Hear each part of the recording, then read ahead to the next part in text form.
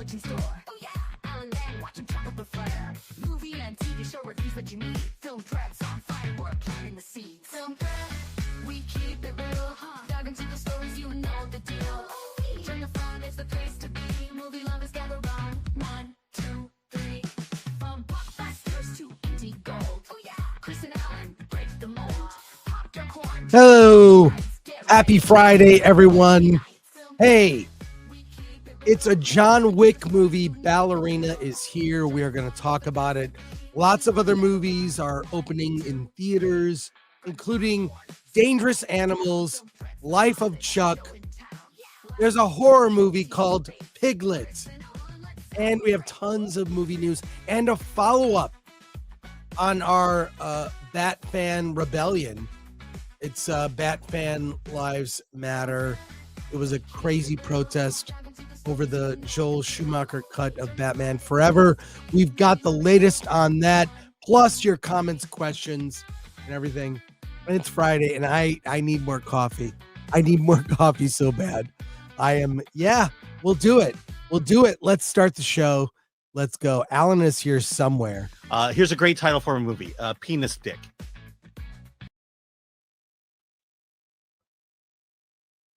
Did he say that? Penis Dick.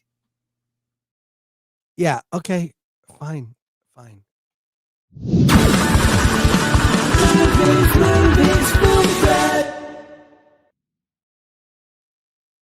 Very busy these days with all the press junkets for MI8, but anything for Chris Gore and the good folks at Film Threat. Here goes Alan. You had two versions of that clip. Well, why would you ruin the show at the beginning like that and get us in trouble? You think I ruined the show? By offering to our audience the chance to make a great independent film called Penis Dick? The correct. You're welcome, folks. Look, I don't give me royalties, nothing. Take the title and run with it. You have my blessing. The correct title is Dictos. We talked about it on Wednesday. And by the way, a follower of our channel lives in Ottawa where they're shooting the movie. And I forwarded him the contact info. He's going to beg for a part in the movie. So I hope you're out there. I sent you the info. Make it happen. Yes. Literally, we are changing lives here on the Film Threat show.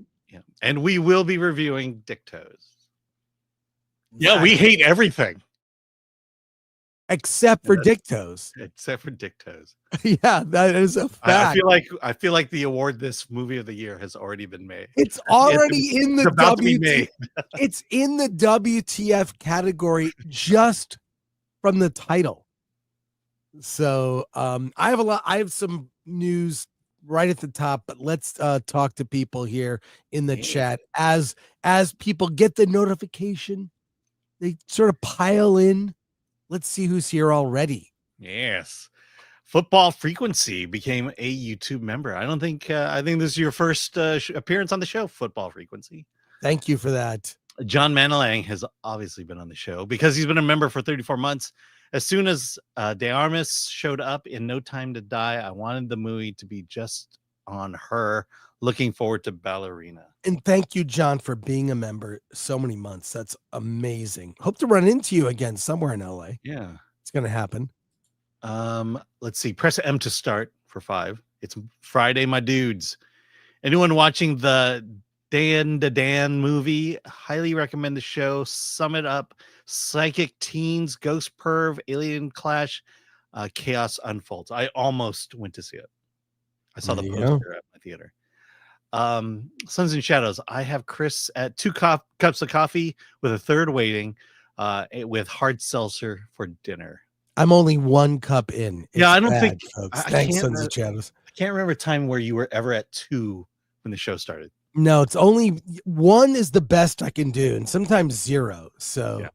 Yeah. All right. SWG. Nevada denied Hollywood 2.0. The state government voted against tax incentives to build WB and Sony studios this week. Yes, the state government shouldn't be subsidizing these things. Just true. personal opinion. Personal opinion. MK Solid. Chris is finishing off chocolate chip pancakes. I wish I was. Thank you, MK Solid. And then the Lord Thoth, the great Lord Thoth. Like, share, subscribe, hit that bell for notifications. Sign up as a member. Join us on X, Discord, Rumble, and Instagram. Buy our merch. Shop.filmthreat.com. We have a lot of shirts here, including this. We have a Superman inspired shirt. I like this one. Get it in True Royal, the blue color here. I don't know why it's not showing. True Royal, it's not showing. Vintage black. Heather True Royal. Anyways, get your Superman inspired shirt at shop.filmthreat.com. And our summer collection is only here for a limited time. So there you go. There you go, Alan. Yeah. All right. We got news. So let's get to it. Superman advance tickets are on sale June 11th. That's in what, 5 days? Yeah. 5 days. We saw Fantastic Four tickets just go on sale, but they're on sale June 11th. And we got a glimpse. This is from the UK. So I don't know how real this is. The intrepid atomic Lori found this. It's the Superman popcorn bucket. It's a figure of Superman using his heat vision eyes to heat up the butter to go on the popcorn. If for those that are just listening to this, but I'm sharing an image on screen. Is this the Superman popcorn bucket? We shall see, but advance tickets on sale June 11th. That makes sense because the movie opens on July 11th. So get your tickets there.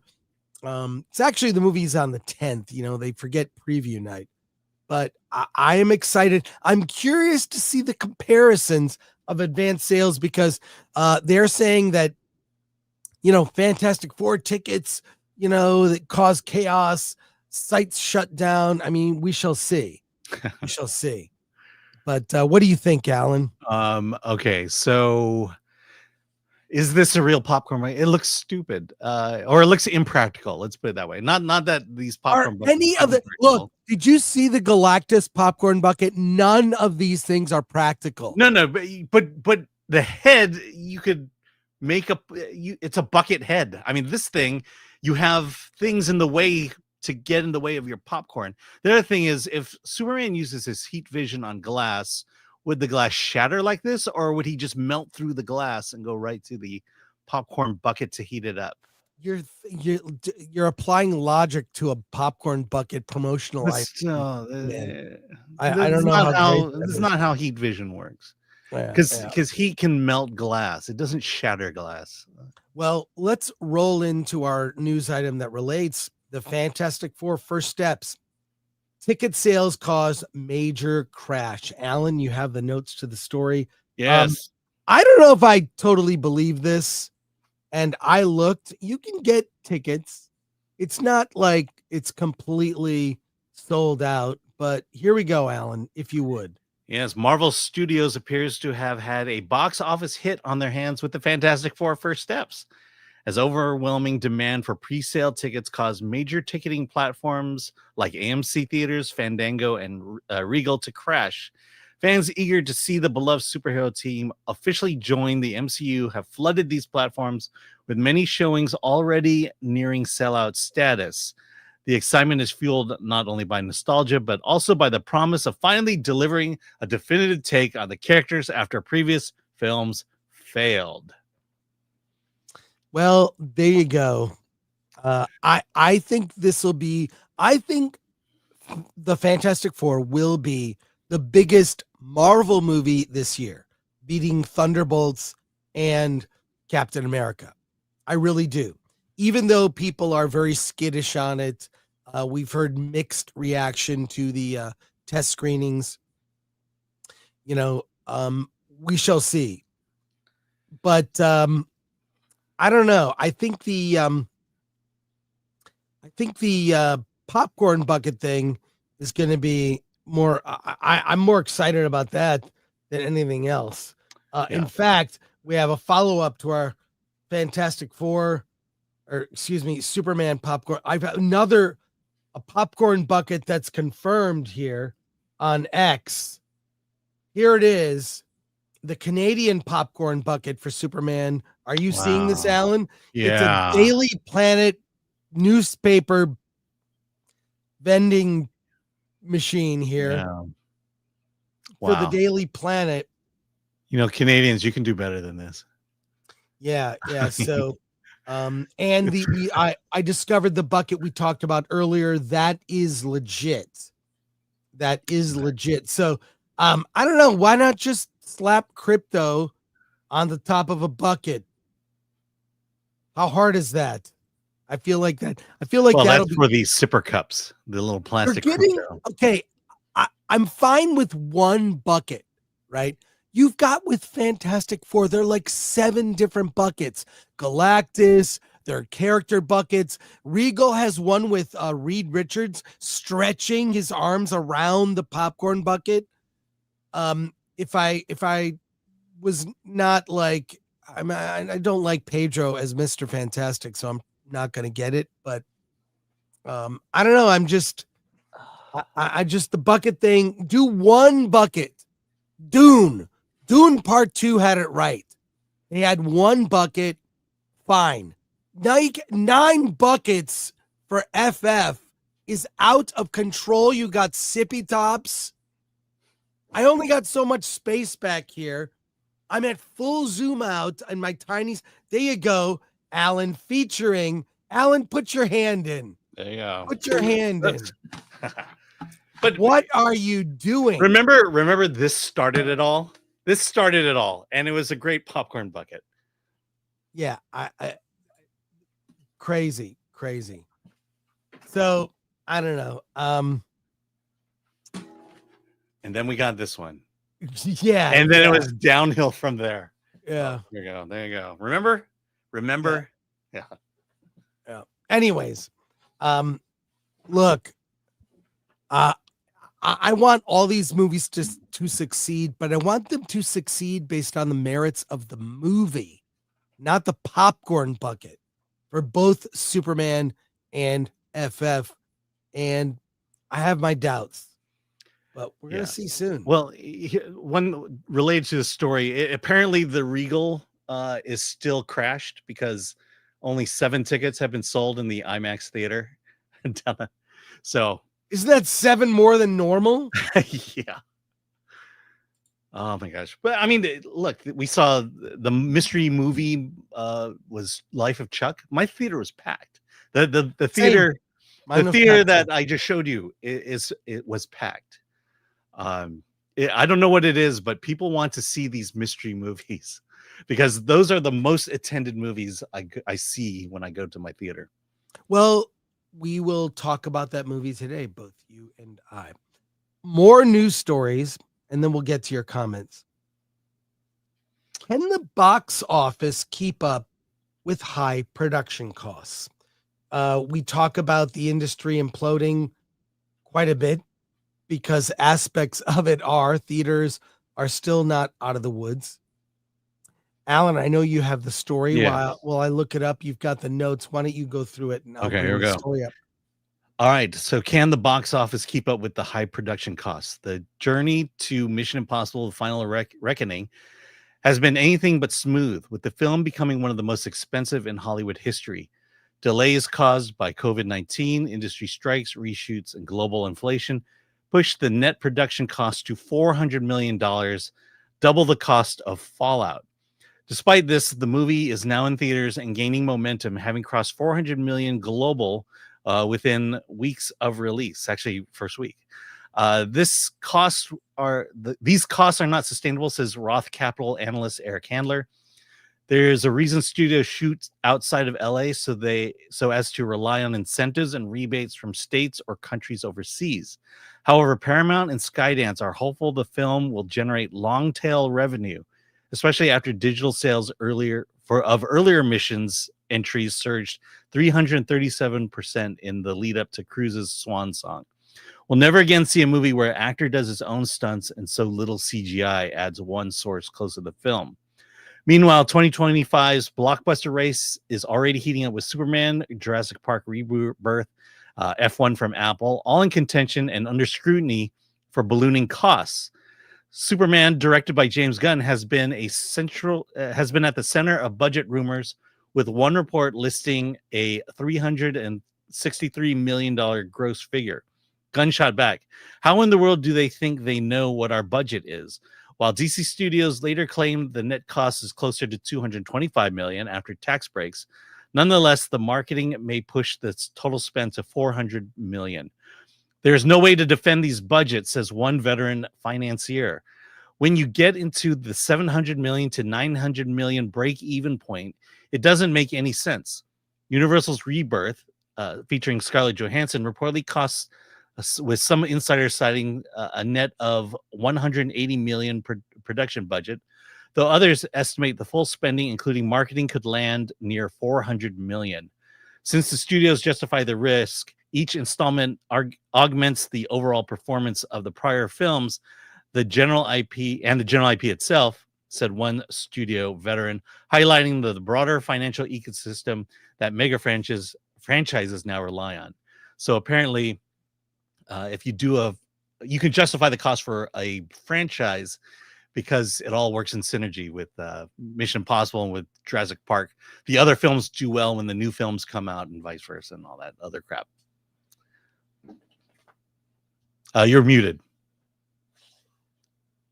Yeah, it's like I've said, you're basically building a home that you can monetize for decades to come when you make a movie.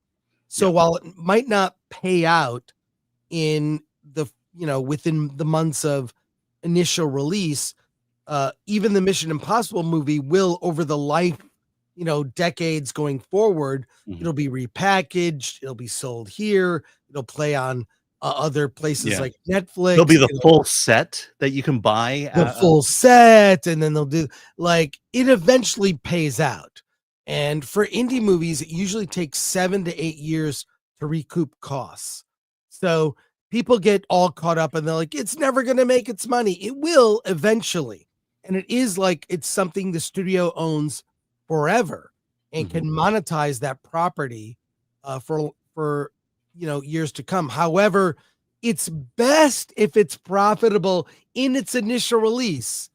That is because you're counting that as a loss for a long time. So right. And you have investors who want to see money being made. And the other thing is, what, 400 million? What are you getting with this 400 million? We're going to doge this because I think you're wasting a lot of money. And it just feels like you can make these movies a lot cheaper. And from what I've been told, oftentimes it's the actors. These actors' salaries are just way out of hand. Well, that's part of it, but it's also all the different grifts. Everybody needs a taste. Yeah. Anything that you do, especially in California, costs too much. I mean, this is the most mismanaged state in the US. I mean, it just is. So, and there's efforts being made to help save Hollywood are just, it's all backfiring. I think AI is just going to be the thing that studios go, it's cheaper. Just do that. I'm serious. People can complain about AI all they want. It's going to be utilized more and more in studio movies. And that's just the way it is. Yeah. All right. Another thing, do you have any final thoughts on this? We've got a bunch of other stories. Yeah, I mean, to me, it's this gap between what indie filmmakers have to make a movie for versus what these Hollywood studios are. One, indie filmmakers make the most out of the money they have.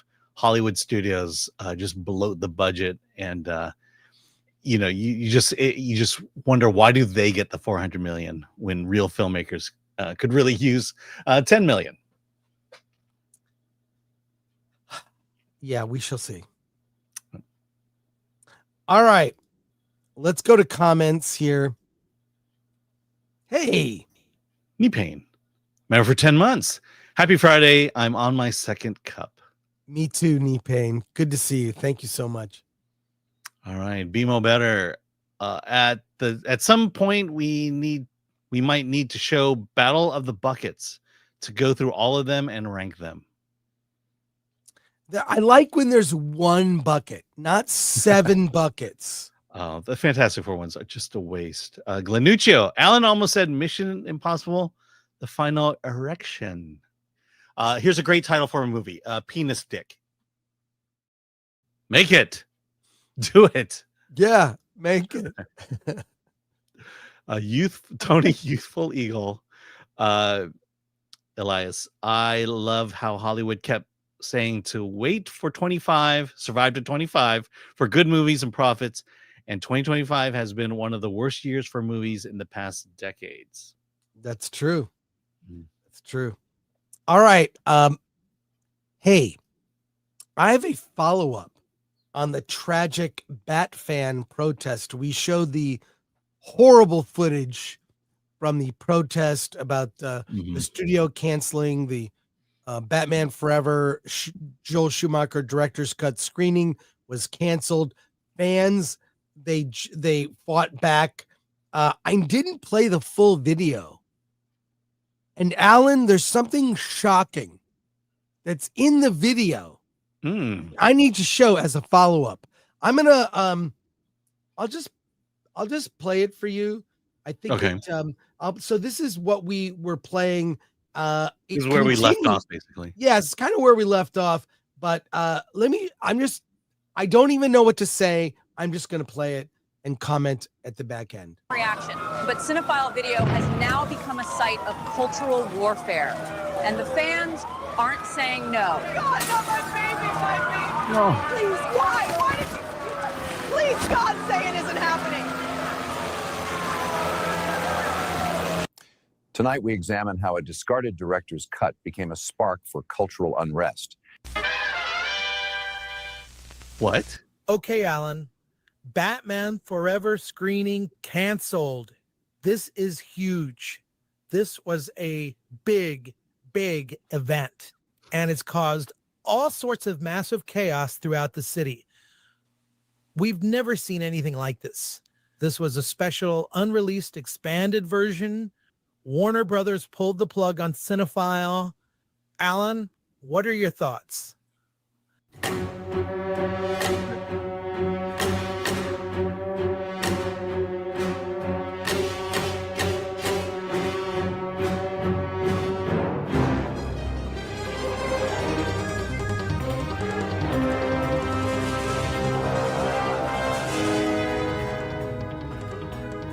They're calling it a cinephile siege.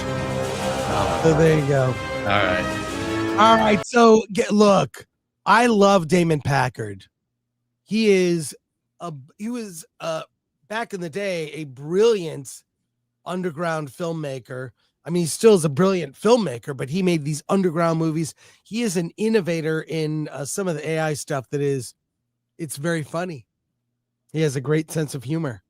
And all I remember is I said something brilliant, yet it got cut. He cut you off. I didn't say any of that stuff. He worked that in. That is an AI version of me. Yeah, the weird thing is you actually said that, but it was after the fact. Yeah, exactly. He predicted that he baited us into doing that bit. Yeah. And again, I just remember being brilliant in what I said, and you were amazing. But here is the prediction, Alan. AI actors could easily replace actors. You know, let's say you've got a Rachel Zegler. Would you like to hire Rachel Zegler and have to deal with what comes with Rachel Zegler, or create a completely new person that doesn't exist? I think actors more and more, by their misbehavior off camera, are not helping the case for AI. Let me show you this. This is from Wall Street Mav. The job market for actors and actors is finished. Why would a producer deal with all of the drama and expense when they can use AI? Disney is not going to risk a $400 million budget on an actress like Rachel Zegler when they can use AI. I'm going to play this video. I'll play it full screen. It's 30 seconds. It's a demo of different versions of an actor in different locations doing the same thing. You just kind of pick the one you want. Let's watch this, Alan. Let's see what's possible. You type in a script, choose an actor, and Mirage...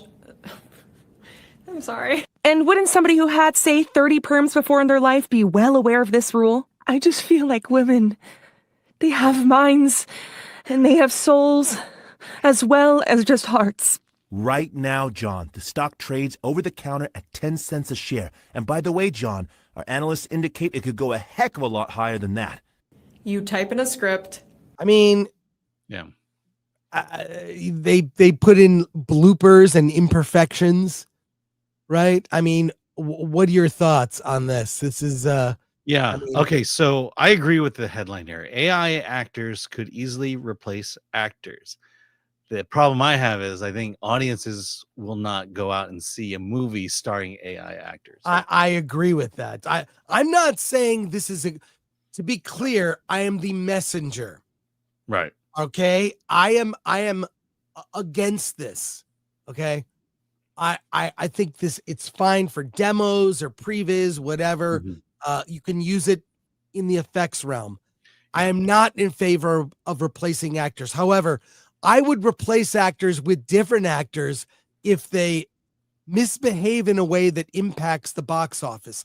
If I held stock in Disney or another company and there was an actor like Rachel Zegler, who is apparently now having problems on the production that she's on, the Broadway production. People have been complaining She's difficult about her. to work with, you're saying? Maybe? Yeah, she's crazy difficult to work with. How nuts is that and how unbelievable is that? Do I you know, believe that's weird. Alan? Weird.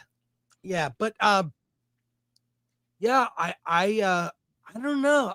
I think at some point a studio is going to look at this and say it's a cost thing. Let's do it. It is coming at some point. That will create a conversation. There was going to be a deep fake of James Dean that was going to be used in a new movie. That never happened, but that was announced. This was years ago. Probably. I mean, my guess is they couldn't pull it off. No, true. But not in any meaningful way that someone would want to watch it. Yeah. So, what do you think, Alan? Look, there's certainly there is an industry that can use this and make a lot of money with it.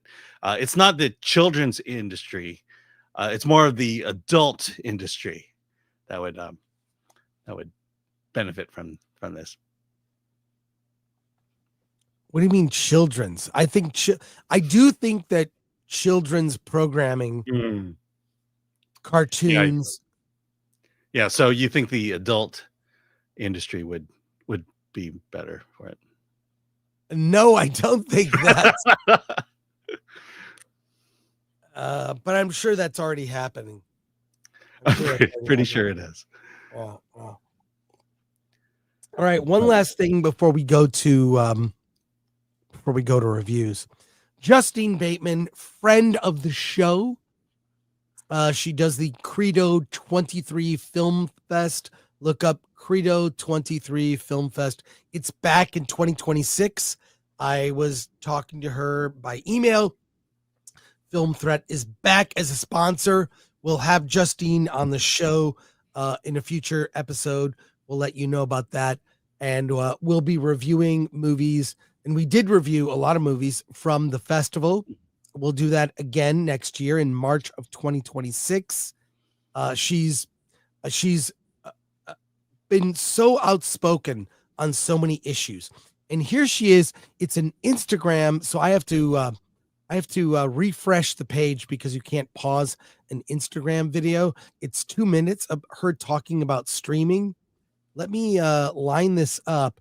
I will refresh and we will watch the entire clip. I don't like clips on Instagram because you can't pause them. On X, you can pause them. On YouTube, you can pause them. So for future note, but What she has to say is from a podcast. I want you to hear it, and then we'll discuss it on the back end here. So let me do this here. I'll get the audio. I'll refresh, and we'll do. We got to refresh, then do the audio real fast. These three companies now pretty much financially control Apple, Netflix. Okay. These three companies now pretty much financially control the business. They are the ones putting the most, well, I can't say the most, but a tremendous amount of money into production. But when you're looking at corporate health, right, you're looking at a business and you have a castle, which is your core business, and you've got the moat around it, and that moat protects it. The castle for Amazon is having this website that sells goods to people.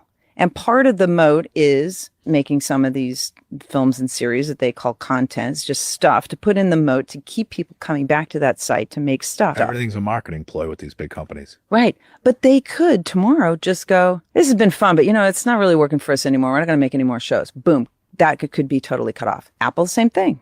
They make devices. It's a hardware company. This is part of their moat to just keep people on the devices, but it's they have no dog in the hunt. They don't depend on it, right? It's a loss leader probably. Right. And then Netflix is a little bit different, but they have a website and they depend on having subscriptions. If they give this illusion of, new material all the time, then they'll keep people on there. So there's not as much concern with what's in the material inside this project, just that it gives the illusion that you have something new and possibly valuable. And it doesn't matter if it is actually valuable when you open it, so long as it's keeping the subscribers. In other words, the audience that we used to have for 100 years was people who were buying tickets in the theater and were turning on a television show, and the ratings then caused the advertisers to pay more money. Your audience are these people that are either paying tickets or watching your show. Are they going to come pay and see this film? You try to keep them, right. You want to appeal to them or actually give society what you think it's missing, so they come and get it by watching your film.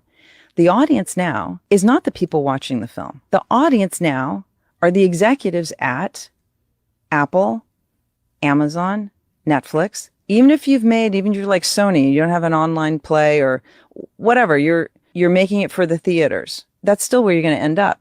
And so you have to make films and series that appeal to that audience of these executives. And these executives are looking to enforce the moat around their castle, and their castle to support their bigger business. Nothing to do with the film business. Right.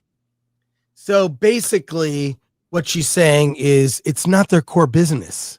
Nope. Right? Apple's core business is they sell phones and cloud storage, apparently, and apps and computers.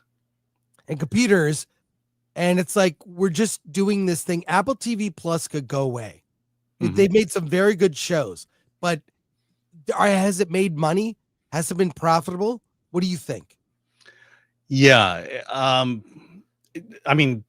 What stood out to me was this idea that Apple, Amazon, they've created this ecosystem. They built a film industry from within their company, and if it doesn't work out, they could just shut it off right away. And that's hundreds, if not thousands, of jobs lost, just in a snap of a finger. And I think the issue to me is these companies, sure, they put out good stuff, but it's like firing 100 arrows at a target. 3 will hit it. That's kind of the way Apple and Amazon is working, is they just keep producing stuff, seeing what sticks, what hits the target, and then the rest goes by the wayside. And that's what ruined Hollywood already, because there was that content glut, that all these companies were just making more and more content, and just realized that it doesn't make financial sense, in common sense, financial sense, economic sense. Going this model where you just produce a whole bunch of shows and get one or two that work is not the way you make money. And soon these companies will figure that out, and they'll shut off their entertainment arms. Yeah. Again, for those like Netflix is sort of out of this because their core business is the streaming, right? Right. And the shows, and they're doing very well. Yeah. I mean, Netflix is two businesses. It's the streaming technology and it's the content. Right. Go ahead. But for Apple and Amazon that are big players in the game, it's not their core business.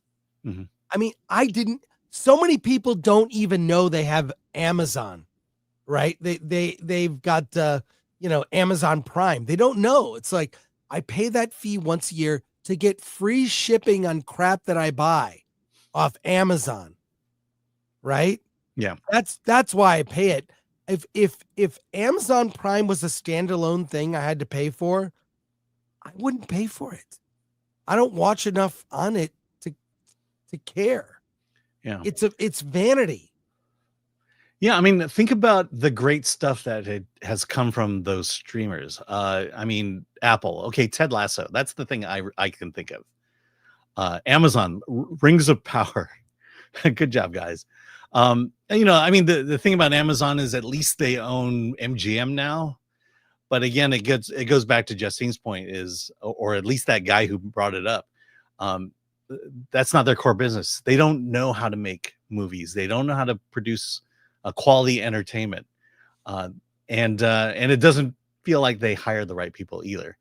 It's usually, someone brings up the Grand Tour. Yeah. I mean, that was famous on its own. And, I think they caught some lightning there, but at the same time, there's still 80% of the other stuff that's just crap. I just feel like when you do something that's outside your core business, what do we cover here, Alan? We cover movies and TV. We do movie, TV commentary. We've movie and TV, mostly movies, mostly indie movies, but mainstream movies too. We cover some TV. On occasion, I make a documentary or a film. We sell T-shirts that have little movie-related things. This is you probably know the reference here. Like, it all relates to movies. Let's say if we started doing coffee, I don't know. Like, I love coffee, but coffee's not my core business. Yeah. That's why, like, if we did, I don't think I should do a Film Threat coffee. Okay, because coffee's not. I would go to a coffee company, and that does coffee, and I would get their coffee. To be fair, I go to TJ Maxx and buy cheap K cups, the ones that are discounted. Yeah. That's where I get my coffee. I mean, we talked about this. What I'm saying is stick to your core thing that you do. When you go outside the core, it's your understanding of that business is not gonna. That's why I'm not selling coffee or some other thing that's not in the realm of. If it's movie related, great. We'll probably at some point do a Film Threat popcorn bucket. It's in the realm of what we do. But I don't see us ever doing coffee or other things, that whatever. Maybe I would do a pomade for my hair. Yeah. I mean, we've had. I know hair. I know, but you also it has to fit our audience too, and not. I would say 2% of our audience has your amazing hair. Only 2%. Only 2%. The other thing is we talked about it. There's a reason why we don't do press junkets. There's a reason why we don't do red carpets, because as fun as they would be, kind of, it's not within the realm of our business, our mission statement. The other thing is, we've had this discussion 3 years straight of where we would sign up and book hotels to Sundance, and then look at it and realizing, are we spending this money wisely? No, I mean, we've come to the conclusion we can cover it remotely, fine, and hit the big movies. Anyways, I say if it's not your core business, Apple and Amazon could cut bait, and they would collapse in a heartbeat. And it's a loss leader for them, and it allows them to sidle up to Hollywood. Yeah, but in the end, it's not their core business, and they don't care. And I think, I think that Netflix has contributed to a lot of really great stuff. Let's be fair. Television series and some movies and even Oscar winners, right? But it's not helping. Yeah. And I really wish Netflix, you got to release your movies theatrical, wide release. They're not gonna do it. And they need to do it. They're not gonna- or they get no. The Academy needs to stand up and go, streamers, you're not movies. You need to open in theaters for a window. It's got to be 45 days at minimum. Then you go to streaming. and at Minimum. least 4 major markets. Yeah, at least 4 major markets, and then you are eligible for an Oscar. If they do that, Netflix will change their tune. Let's go to comments. Yeah, or will they? Do you think they really care about winning Oscars? Infinity do. Media Productions for 5. Being an independent filmmaker, the bloated budgets of Hollywood is sickening. To try crowdfunding to get 30,000 is a pain. Exactly. I know. Thank you, Infinity. Rated M for 199. No need for intimacy coordinators using AI characters. True. Thomas Pickett for 5. Amazon Prime mining is great. Just search for Bigfoot UFO and see what comes up. I love that. All right. Garth Knight returns. Y'all know when Film Threat have made it when they start selling Allen bathwater. Allen's bathwater. Yeah, we're not doing that. Hey, Eric K. Eric K. Film Threat, you got a raid on Rumble from me, Geeks and Gamers. Hey, shout out to G&G Daily. I listen right up until the last minute before I go live here. Listen to those guys. RK Outposts, of course, and Drunk 3PO, or is it Pirate 3PO now? I don't know. He's pivoting to his pirate channel. Maybe that's good for Jay. Love that guy. And RK. Solomon Thornton, streaming services is nice, but it doesn't beat going to a theater, especially when a good story is made. Yes. Yeah, I will always choose theater over streaming. Always. Doc Possum, actors pretend for a living. AI is just pretend people. What's the difference? They're both fake. Yeah, well, they're both fake. There's a craft involved in one of them. Mr. D-Man 21, AI doesn't need cocaine. Oh, there you go. Patrick Lumiere, Chris has been AI since Las Vegas 2024. Yeah, that's true. No. That's true. No, you are fully alive and fully aware. You're not using AI. I don't feel alive today. I am sick. Hey, let's get to our reviews, including Ballerina. But let's start with the movie that you and I both saw, Alan. The Gardner. you and I both saw a movie called The Gardner. Starring. Well, it stars Jean-Claude Van Damme. What can you say about this movie? Except that it's about literally what it says, a gardener. And a politician has been targeted to be assassinated. Assassinated. They're taking care of business. He's become a troublesome politician. So a squad, an elite squad, has showed up to take him out. And what happens?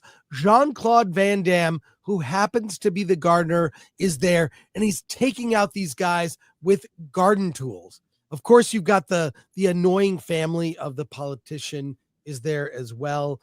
And a cute little baby. Along with a cute baby. And this movie, let me just say, it's one that you need to know this is a French film starring a whole bunch of French actors I couldn't recognize whatsoever. And you've got the most ridiculous action sequences ever. There's one action scene where a baby is used kind of as a shield. The baby vomits. The guy smells the vomit, and then he vomits. So it's more of a comedy than action. Jean-Claude Van Damme, of course, takes it. His character is deadly serious through all of it. He plays Leo, the gardener. You've got the mother and daughter, and in another situation, you have the father carrying the baby. The housekeeper. To be clear, it's a French film, and this is why it sucks and is one of the worst movies of the year. It is the worst dubbing job. Now, if I saw the movie with subtitles, it wouldn't have made it better, but it would have made it tolerable. The dubbing on this is so bad. It's like they got anime actors to act it out with unnecessary, like it's not matching what they're saying. You have side characters that are like, they clearly took a lot of license with the script when they did this. And oh my God, Alan, I hate this movie. I despise this film. It's a 0 out of 10 for me. It was insufferable. It is stupid. And the fact that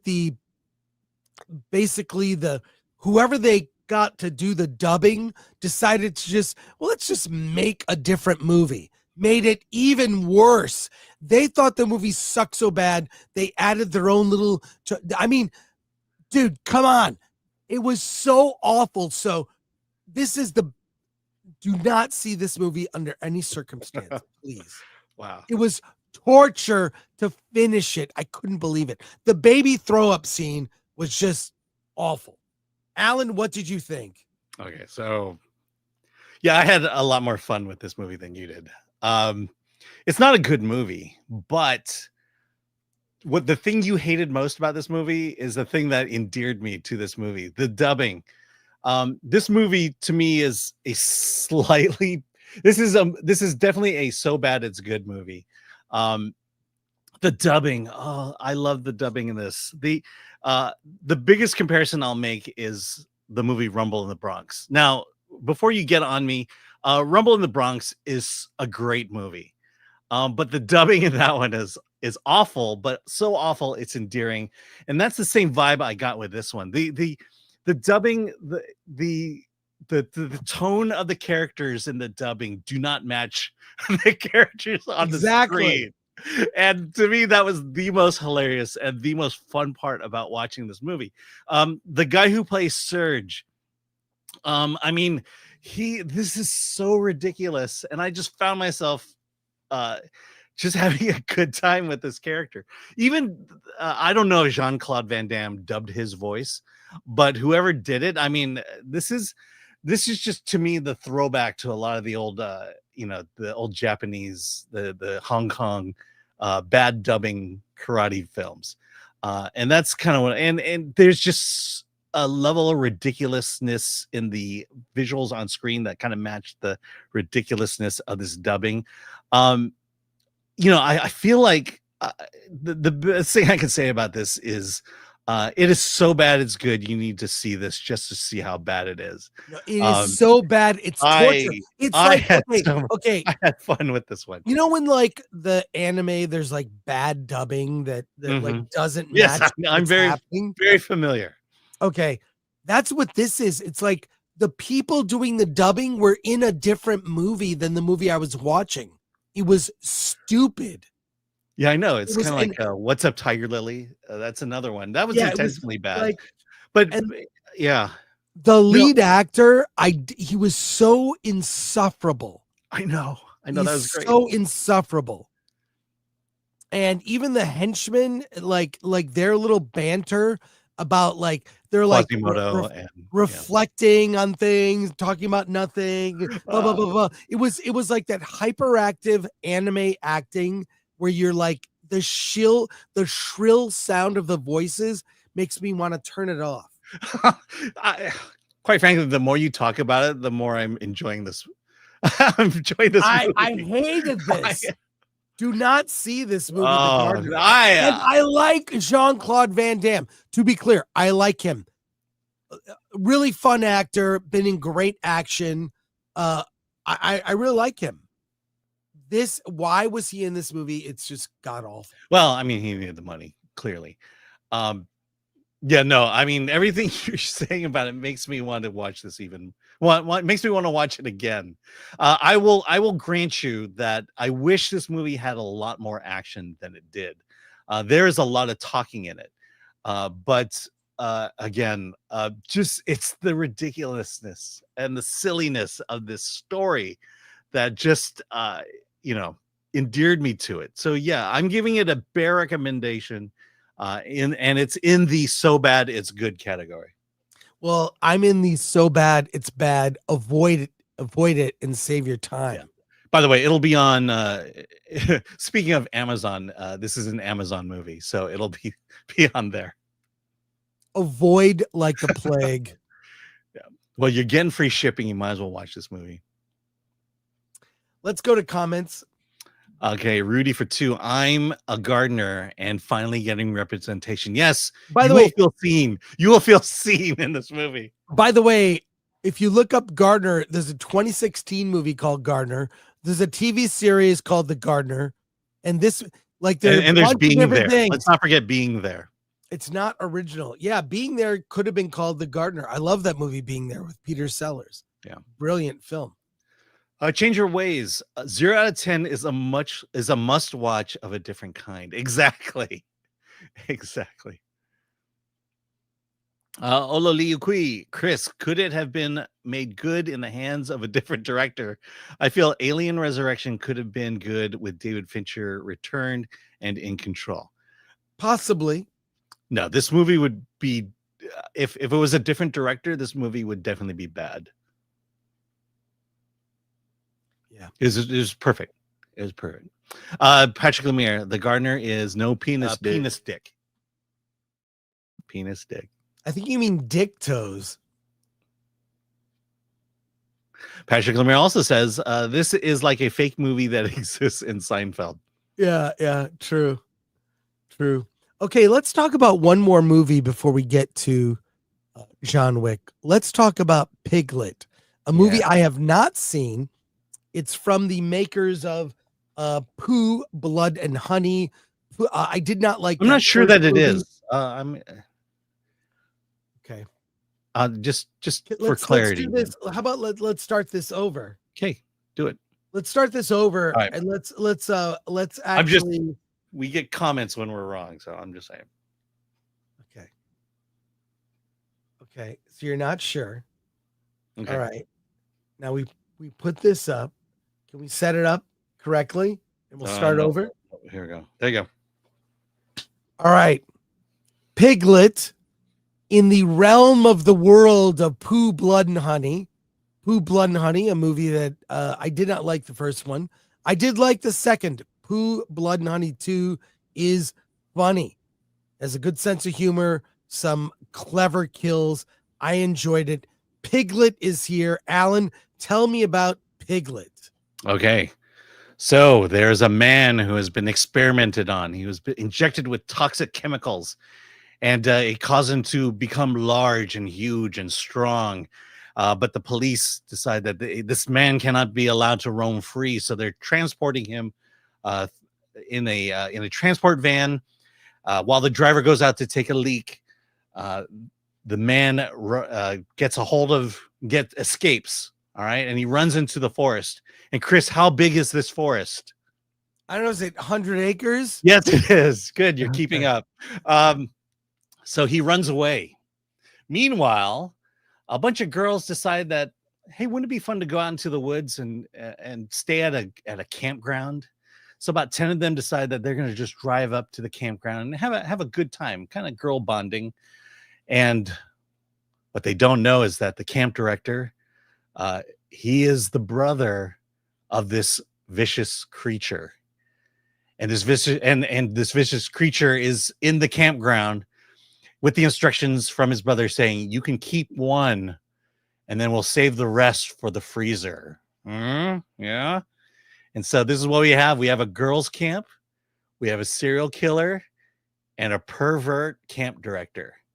What more fun can you have in a movie? That's what Piglet is. I love it. Is there nudity? Yes, there is. Wow. There's a sex scene. Now, look, we are connoisseurs of nudity. I'm not the biggest fan of overly tattooed women with fake boobs, but I'll get over it. It's there. Look, it's a slasher movie. It's a very low budget slasher movie.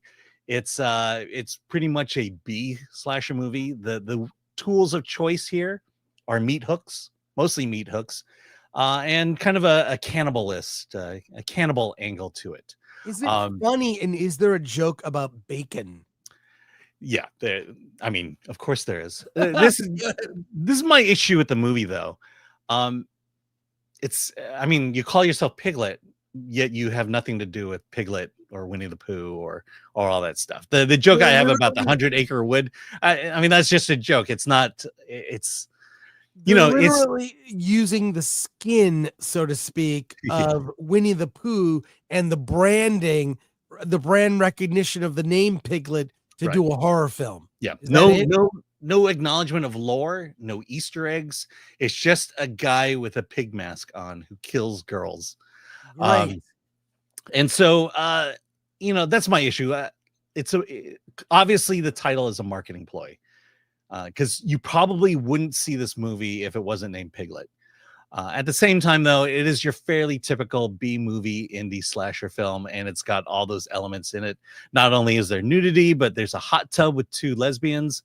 So you're gonna get what you get when you see this one.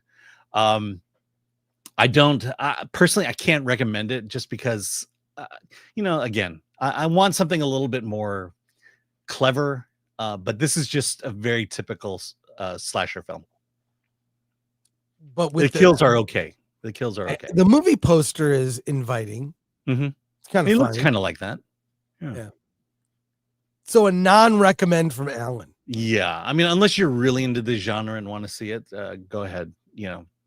But there's nothing special about it. It's just a guy killing girls in a campground. Well, I mean, for some, that's reason enough. Yep. Even with the tattoos, Alan. Let's go to comments. Heartbreak Rage, remember for 10 months. Don't watch The Gardner on Prime. Watch Clarkson Farm or Reacher instead. Good advice. Thank Yeah, you. You can definitely watch the good stuff on Prime. Change Our Ways for 2. This dark Minecraft reboot came out fast. Infinite Media Productions for 5. Also, if moviegoers spend the time and money on indie filmmakers like they do the Hollywood, who don't care, indie films would be much better. I mean, this is true. This is an indie film made. Look, they've spent some money on the gore. There's a lot of dismemberment, a lot of blood splatter. So they're not that lazy in this one. Blue Hulk for 20.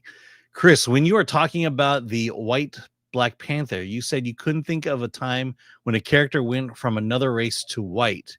In early Hollywood, they would do it all the time. Well, good to know. Charlie Chan, for example. I think that was on the Nooner. Yeah. Thank you, Blue Hulk. Aron Charmin.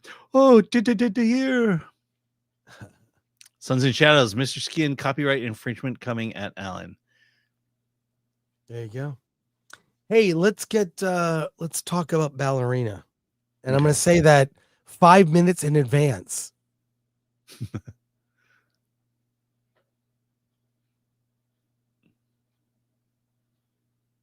Hey, from the world of John Wick, Ballerina. Ballerina stars Ana de Armas, of course, from actually the world of John Wick. She is Eve Macaro. And we see her early days with her father, who is dispensed with by evil men who want her.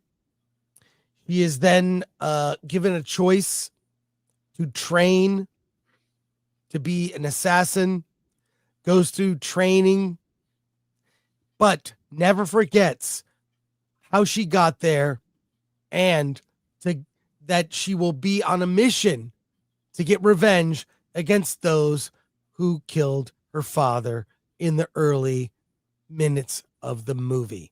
It is the most simple, thin plot for any action film. No layers. It is simple revenge story. Nothing more than that. Is it girl boss? Is it insufferable and annoying? That is the big question. And how are the action sequences?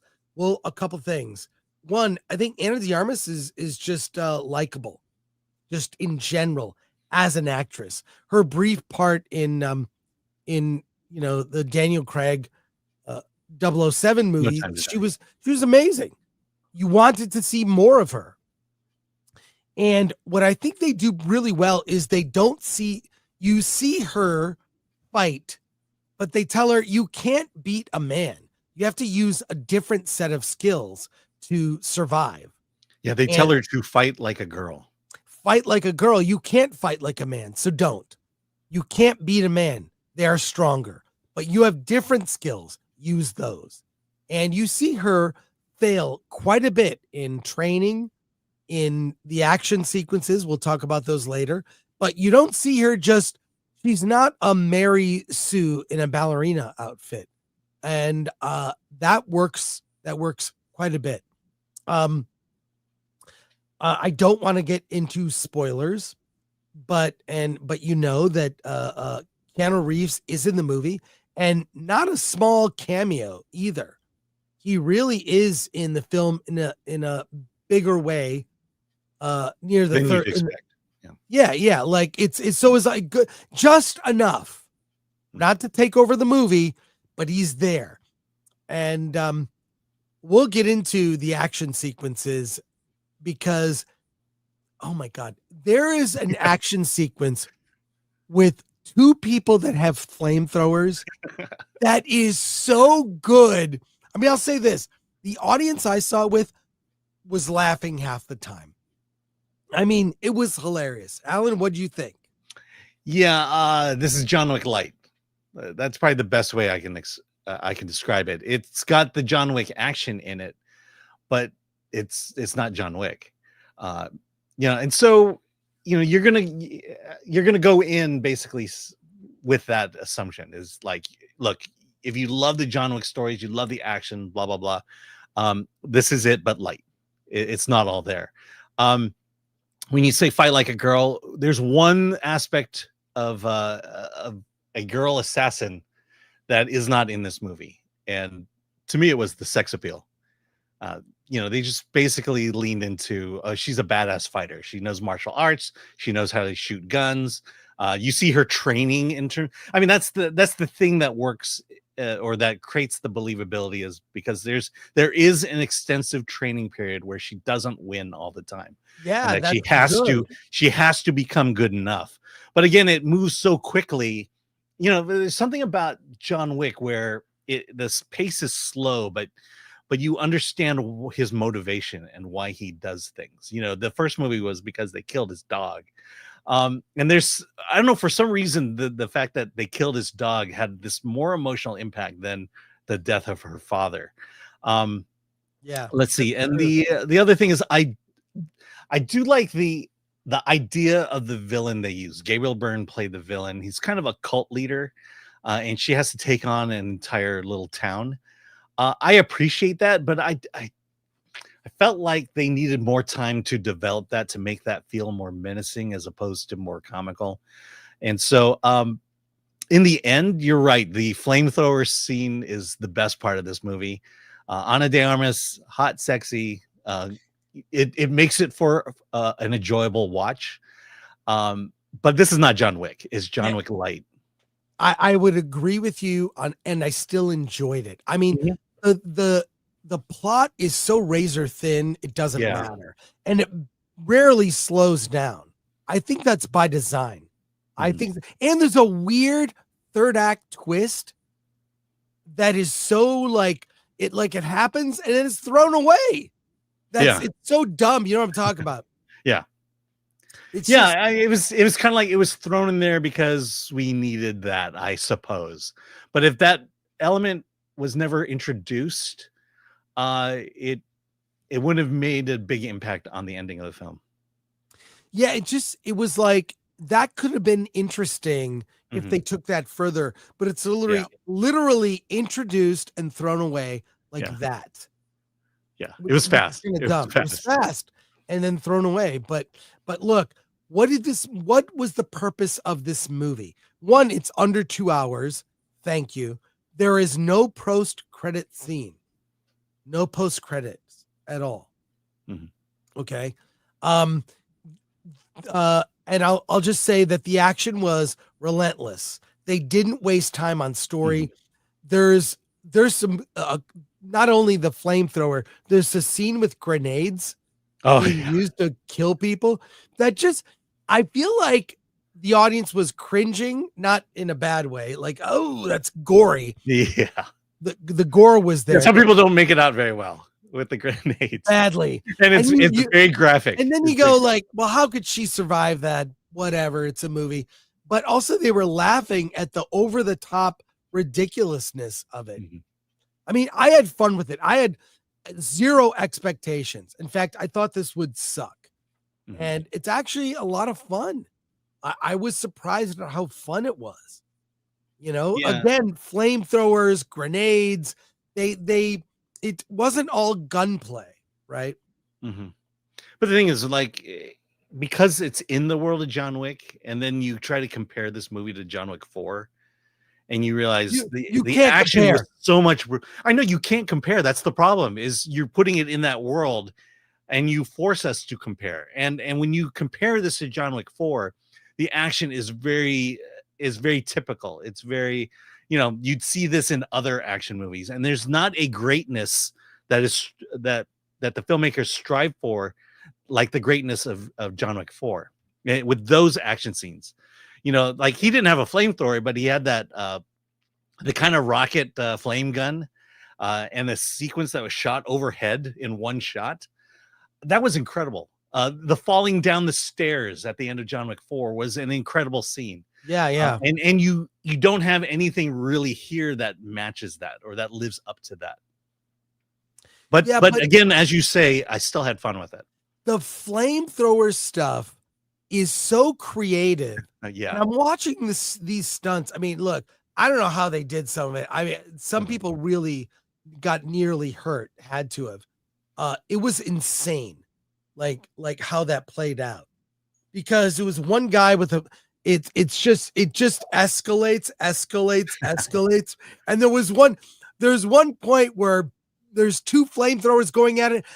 It was like people were screaming in the theater and laughing because it's so over the way it ends. The way it ends is okay. So maybe the flamethrower. I'm not going to say, but maybe the flamethrower scene is the moment in which it tries to become a John Wick moment. I will grant that it came very close to doing that, and it's an incredible sequence to watch. You know, again, I think we would be much more apt to recommend this movie, which we are, if it weren't in the world of John Wick. Yeah, but I'll just say that it was creative. It was fun. I'm tired of, this has been overused in movies, especially like things like even Thunderbolts and things like that, where it's that close-up combat where it looks choreographed. Yeah, it's very quick, like yeah, like you don't understand why someone would move in that direction or move in that way or do that. And women do this always. Florence Pugh did it. She does it in Ballerina. Eve does it in Ballerina, where it's like the takedown with the two legs goes and twists a man down. Like there are things that are happening with stunt work that are now being overused. They are hiring the same choreographers and just reusing the same bits. And it's making action movies boring. It's the same action. What this movie did with grenades, flamethrowers, and other types of weapons, cutlery from a kitchen. I'll just say lots of different ways of killing people are utilized creatively. Yeah, because I don't think she ever punched anyone out. Well, I don't think she can. That's the point. Yeah, exactly. Fight like a girl. In fact, that's the ending song of this movie. Ending song. It's called "Fight Like a Girl." Yeah, it's kind of dumb, but it didn't.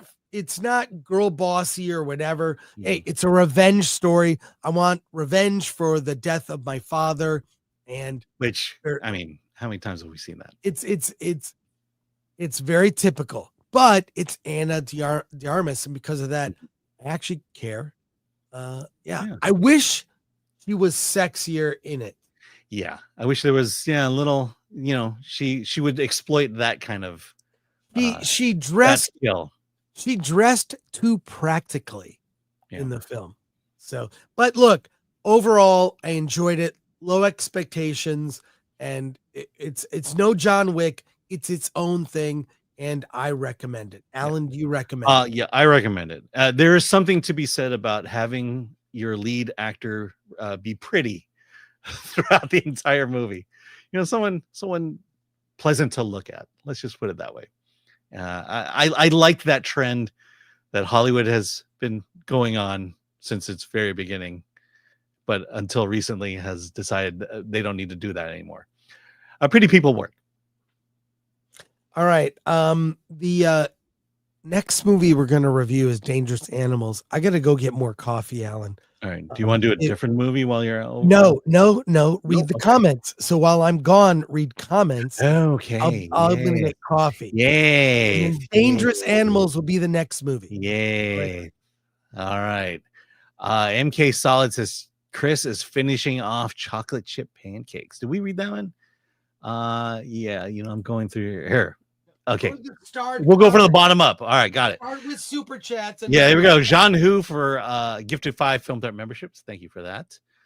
Let's see. Zeitgeist Ruminator for 10 British pounds. Hi everyone. If you don't put it up yet. Here you go.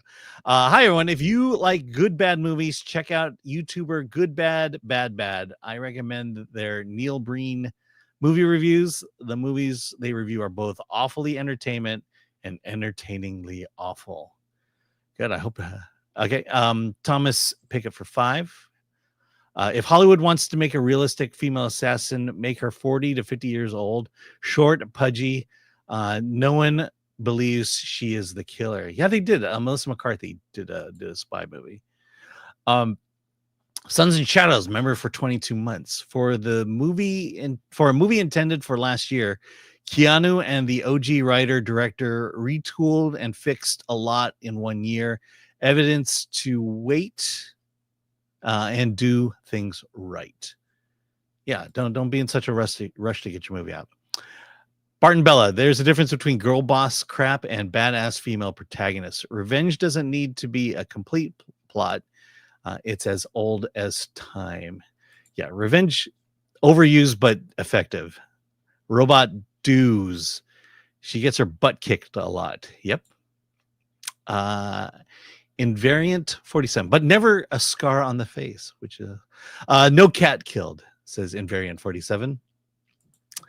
Robot Dues again. I was actually pleasantly surprised with Ballerina, mostly using tools and guns for fights.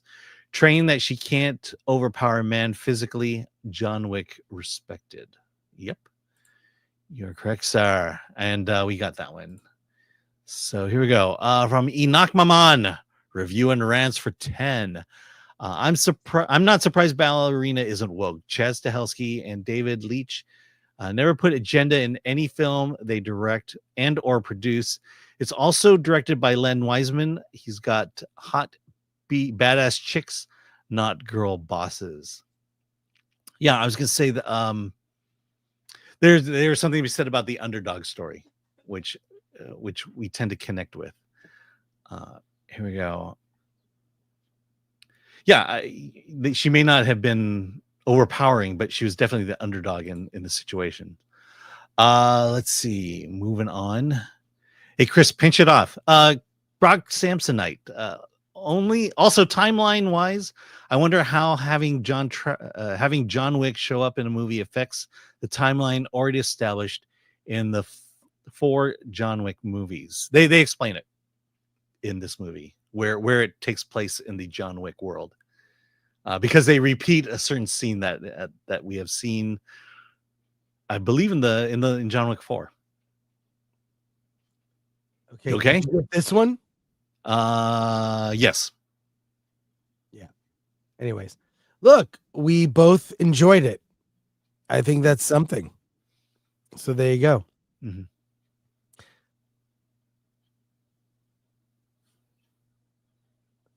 Alan, let's talk about our next movie. I don't believe you saw this one. Nope. I could have.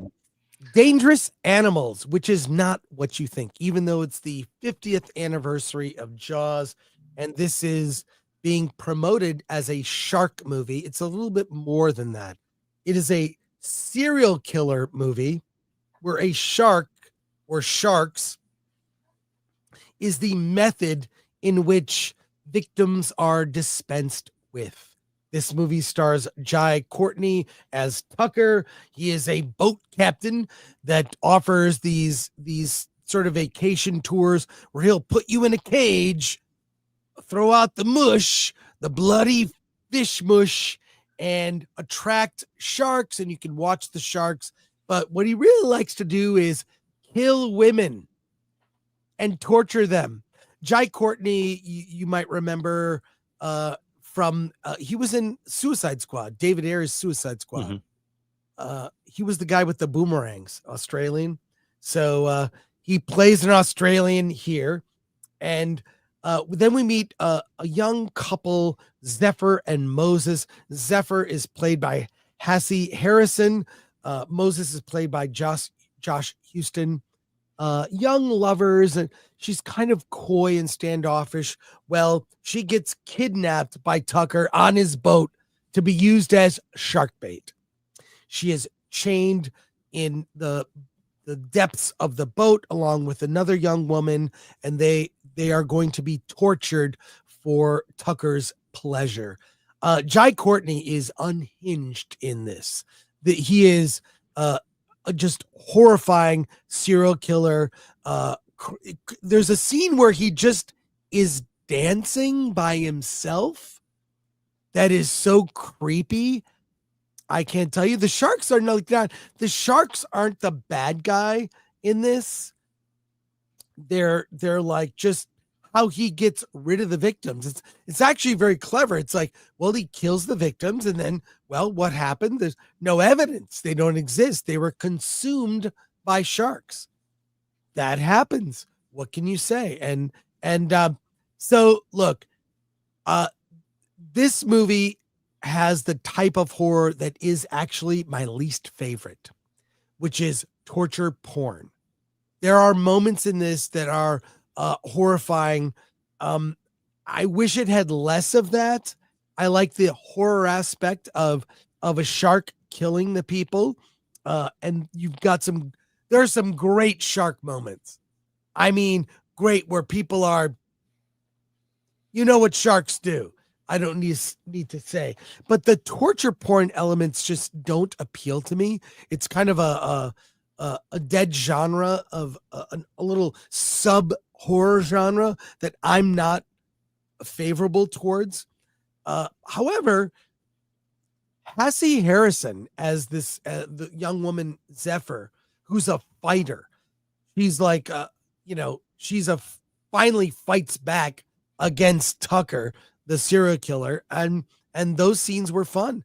I mean, she really I don't know if they've ever seen her in anything. I don't know what she's been in, but I see she's been in Yellowstone, which I have not seen, and a couple of other films. But I had fun with this movie, but I will say it's a bare recommend because of the torture porn aspect. The concept is great. The concept is really good. I mean, I think that serial killer movies are fascinating. Another, again, subgenre. This is a mix of genres, subgenres of horror. Serial killer, shark, torture porn. But the torture porn aspect of it kind of really turned me off. It's done too well, you're saying. It's almost done too well. It's just like that is not a fun thing to watch. Okay. And it really kind of went too far for me in some scenes. But having said that, I am recommending it. That it is like, I'm amazed. Like, this was obviously all shot or mostly shot on the water, and really well done. There's great moments of tension where there's a a boat that's just in the distance with a bunch of party people that can't see what's actually going on. It's quite horrific. Or moments of tension where you know the shark is going to be there at any minute. There's a lot of scenes at night with sharks that also really works. So if you can put the torture porn aspect aside, again, not a favorite of mine, but the shark stuff and Courtney Jai is really good. Excuse me, Jai Courtney. What can you say? He has a first name as a last name, whatever. I liked him. I thought he was really good.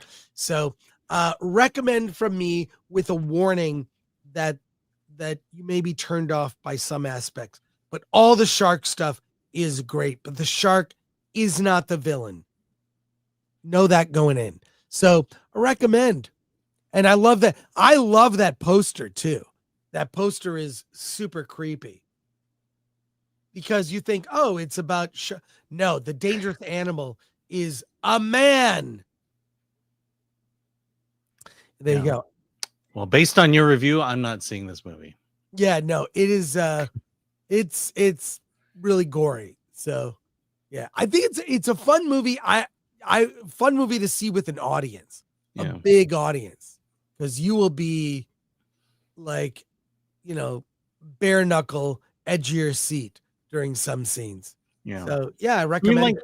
Like when I watch Piglet, there's something, the fact that it is gory, but it's like fake gore. I think when you know that going in, it's a little bit better, or it's more palatable. Well, and I think this one's a little bit too, maybe a little too real. I'm not sure how they did the effects, but there was clearly a mix of, real and fake sharks. That's what I'll say. That's what I got from it. But yeah, no, it's just a little went too far for me. That might be good for other people though. You have to gauge your there was that torture porn genre kind of, after 9/11, there were a lot of movies like that, a lot of horror like that I did not like. And it lingers. You see echoes of it in this, but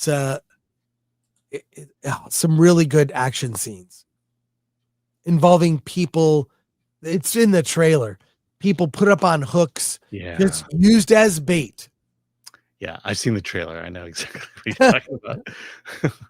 All right. So if you go into it knowing, you'll have a good time with it. So just, I'm recommending it. Let's go to comments. Yes. Nakmaman review and rants for 2. Jai. Yeah, me doing it now. Courtney Jai from the Rule 63 universe. I don't know what that means. I'm sure you do. Thomas Picker for 5. Please tell me the movie ends with a shark in a hat, trench coat, holding a gun, and he was the assassin all along. Yeah, was it the shark that was... Okay. Yeah, no spoilers. Talk Possum. We all know Alan is a connoisseur of torture porn. Coffee Table, anyone? Oh my God. Yeah. No, Coffee Table is the worst movie of last year. Brock Samsonite. Is the torture aspect of it worse or about the same level as Saw? It's not as bad. It's mostly shark related, right? It's not as bad. Okay. Carlos Alfredo Lopez, does this one have nudity? No. Oh, well, another reason not to see it. Tony Youthful Eagle Elias. Piglet is more campy and fun gore horror. This movie is actual horror that can give you nightmares. Yes, exactly. Because this could happen. I know you haven't seen Piglet. Nakamon reviews of rants for 2. Rule 63 means gender reverse.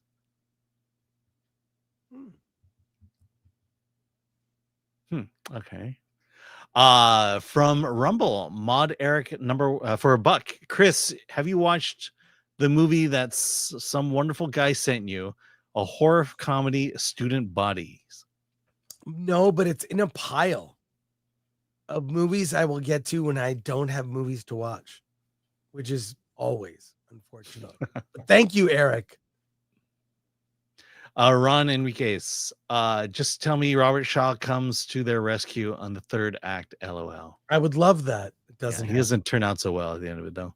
The Garth Knight returns. This movie should get a chum popcorn bucket. Oh yeah, people are commenting. The word is chum. Chum. That's right. Yeah. Okay. Texifier. Dangerous Animals is the best horror film of 2025. Jai Courtney and Hassie Harrison are amazing, and this is the next great shark movie. The biggest downside was they should have turned up the gore. Yeah, I don't know. Not for me, it's not the best, but I can see how you would. But I agree. They should have just all the gore should have been because of the shark, not Courtney. Yeah. Change your ways for 5. This stream makes me want a film threat / Red Letter Media crossover.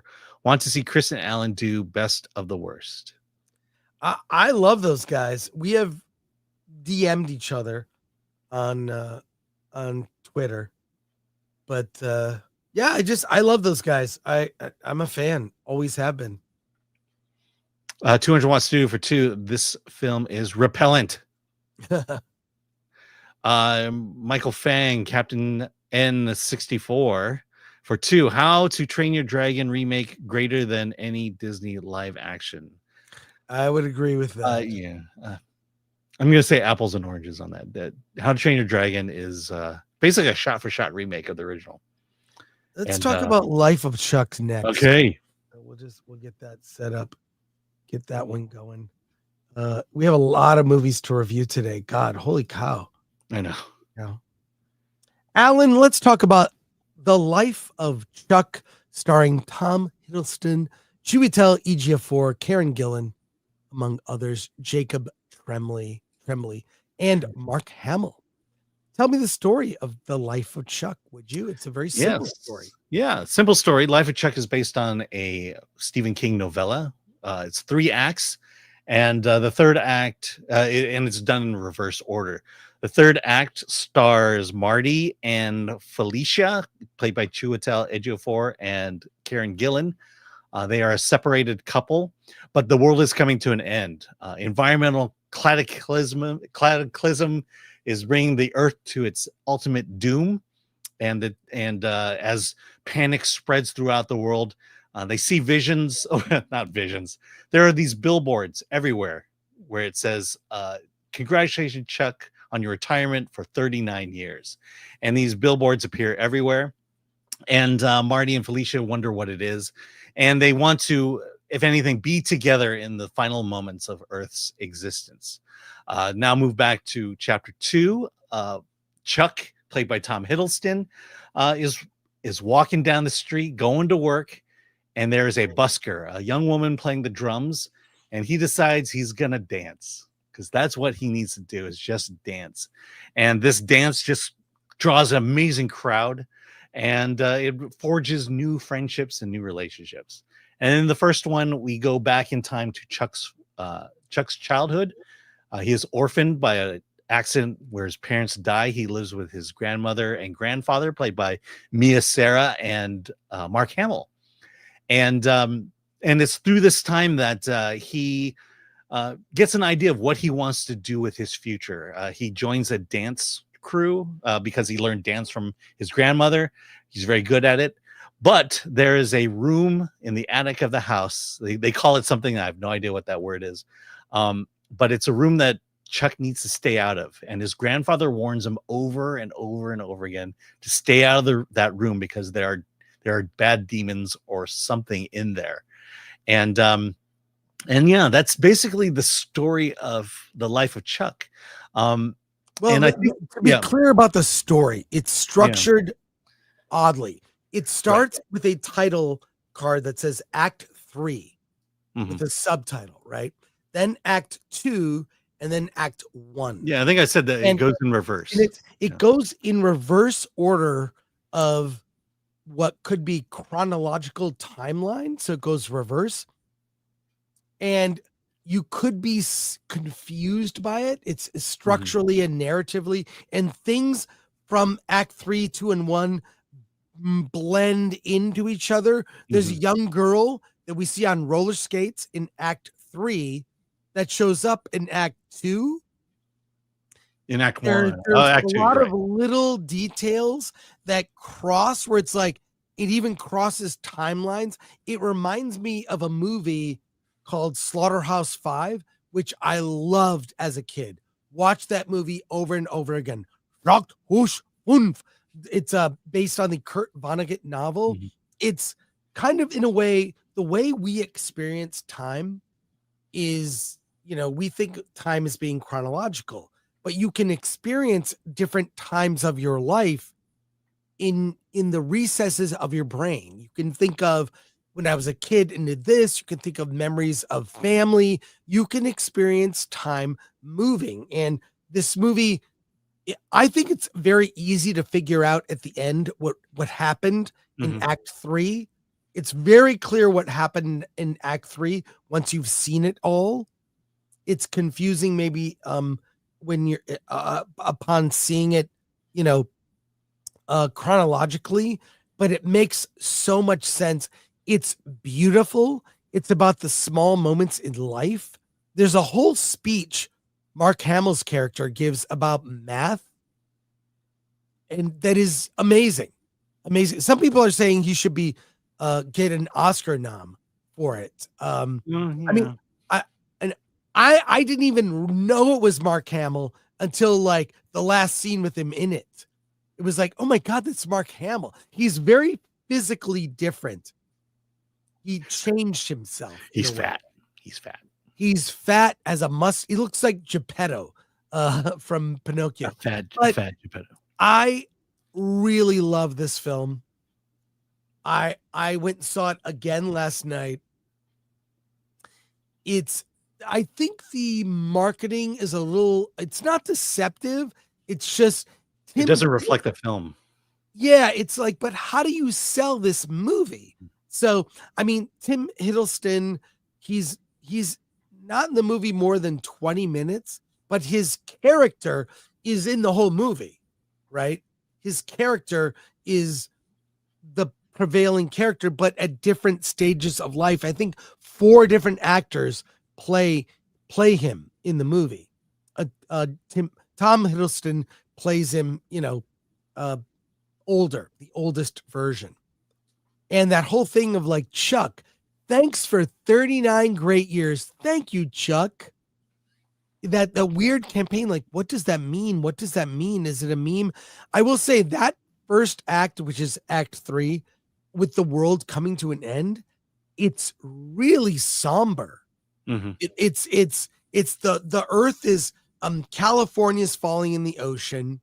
Fires everywhere, volcanoes, like the internet's not working, the bees are gone, like it's the earth dying over the course of over a year. And how do people handle it? They're just like, whatever. I should probably mention that it's not, I can't get to work.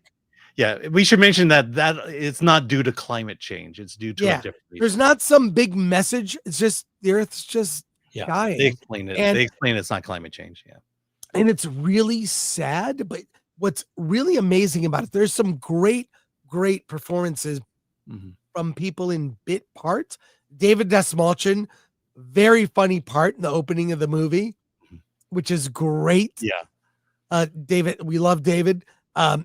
Carl Matthew Lillard Oh, as a neighbor to Chiwetel Ejiofor. I've always liked Chiwetel. He's amazing actor, just great in everything.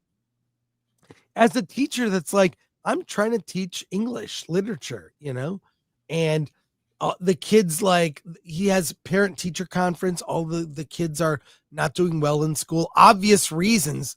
The world is dying. What's the point? And it's really a beautiful film. If you're open to, I want to see a film that is, I hate to use these words because they're kind of a turnoff when I see it in a festival program guide, but it's very life affirming. This won, I believe, an audience award at TIFF, some award at TIFF. It's beautiful. I really enjoyed it. Went back to see it a second time. thought it was really great. So it's hard to sell people on what this is. You know, it's really lots of observations on life. And if you're open to that, no action, you know, the big sequence in the middle is a dance number to drums, not music. And I just was really taken with it. So it's a strong recommend from me and one of my favorite movies this year. And we'll see come Oscar time if this gets any notice. We'll if it see. gets any traction at all. Yeah, it's too early. But I don't know why you would release this in the summer. This is bad. This should have been a fall movie and push for awards consideration, but I really loved it. It's not going to be everybody's cup of tea. I'll say that. Not everyone's cup of tea. I think that's fair to say, Alan. Would you say? It's Yeah, definitely. You know, if you want a straightforward film with a straightforward narrative, you're not going to get it here. There are things that happen that, you know, kind of pulled me out. Like, for example, the grandmother is cooking dinner on an induction stove in the 80s. And it's like, well, there were no induction stoves in the 80s. How does that happen? Characters appear in the 3 different timelines. What I'll say about this is, in terms of a Stephen King movie, this is more like Stand By Me than any of the other stuff. It's more about what he has to say about life and humanity versus the narrative of the story. To me, at the end of it, you start to click together what is happening and what he's trying to say. And I think the simple message of this film is, you know, don't stress about the big things. Enjoy the small moments of life. You know, take the little gems that you can find along the way and embrace those. And that's why I like this movie. But I'm not. I've been reading what people have been saying about it, and I'm like, okay, yeah, I get why you love it, but you know, I think you're too emotionally wrapped up in the movie. And in a way that I didn't come out with, but a good movie. But that's fair. Let me just, sorry to interrupt you, Alan. This movie will hit people differently based on what stage of life you watch it, based on relationships you've had. The stuff with the like junior high school kids learning dance is hilarious with the dance teacher, that awkward stage of life. And, you know, the dance teacher comes up to Chuck when he was a little kid at the dance, and he's so nervous about dancing. He doesn't want to dance because he hurt his leg, which they know is bullshit. And it's like, hey, don't worry. It's just a scrimmage. It's practice. It doesn't matter. Yeah. It's practice. What's the idea of life's too short to miss these moments? Yeah. And so again, it's a litmus test. You'll get something different out of it. And if you're open, I hope you see something beautiful. So I really enjoyed it. It's not a Tom Hiddleston movie per se, but I guess he's the best selling point of it. But yeah, he is actually. He's Chuck at the last stage of Chuck's life. And you meet 3 earlier versions of Chuck. And it really, it's a beautiful film. One of my favorites of this year. And we'll see if people remember it come awards time. I hope they do. Let's go to comments. 200 watt studio for 5. Please tell me Mark Hamill gets hooks through him and is fed to the sharks. No, that's the other movie. Yeah, but when you say he could get an Oscar nomination, I mean, that speech he gives is pretty incredible and done very well. That's when I realized, oh my God, that's Mark Hamill. 200 watt studio for 5. Mark Hamill, the title of the film should be Box Office Poison. He doesn't look. I am willing to look at I didn't even think look, he's annoying on social media. He did a great job in this movie. Yeah, it's good that you didn't realize it was him until the end. Yeah, exactly. Yeah, 200 watt studio for 5. I feel sorry for Hiddleston. A good actor settled having to deal with charity role for Mark Hamill. Oh my, yeah, he did the movie for Mark Hamill so that he can get a paycheck. Beach Dad. This movie was filmed in a small town in Lower Alabama. The dance sequence was literally 5 minutes from my house. Really crazy. That's pretty Go cool. see the movie. Yeah, it's in a little town center. Yeah. Hey, Alan, what other movies have you seen? Let's review those. Let's see. I think I've seen everything. Okay, so I have Predator. What do you want to talk about first? Let's see. And did you want to talk about Dogma or no? Let's talk about all of them. Okay. Let's go Barron's Cove. We'll get that's an indie film. Ooh, I like indie movies. Yeah. Alan, tell me about Barron's Cove. Okay, Barron's Cove. We're in a little town here. Film opens up with 3 little boys. One is tied to a train track. One of the other boys realizes a train is coming and tries frantically to untie their friend from the train track. And then it cut to black. Meanwhile, in town, we have the father here. He is kind of a heavy for a contractor company, a construction company who is trying to build basically the town. But the city is coming in wanting to use other people. And so there's a little bit of this kind of mob mentality of, well, you got to use us for everything, or we're going to do this. But sounds like Hollywood. Yeah, basically. So one of the councilmen, so we find out that that the father here, he's asked to do a job to insist that that the construction company uses his company's construction supplies. But in doing so, he misses picking up his son. His son was the kid on the railroad track, and the train killed the kid. And so now he just lost his son. He blames his boss for not letting him go pick up his son. And then he realizes that little blonde kid you see here, that kid may have been the one who killed his son. And so he goes on this rampage. He essentially kidnaps the son, hides him out, and the son is the adopted son of this councilman to make things worse. He kidnaps the kid, wanting to get to the truth, and weird things unfold as a result. You've got very powerful people who are looking for him.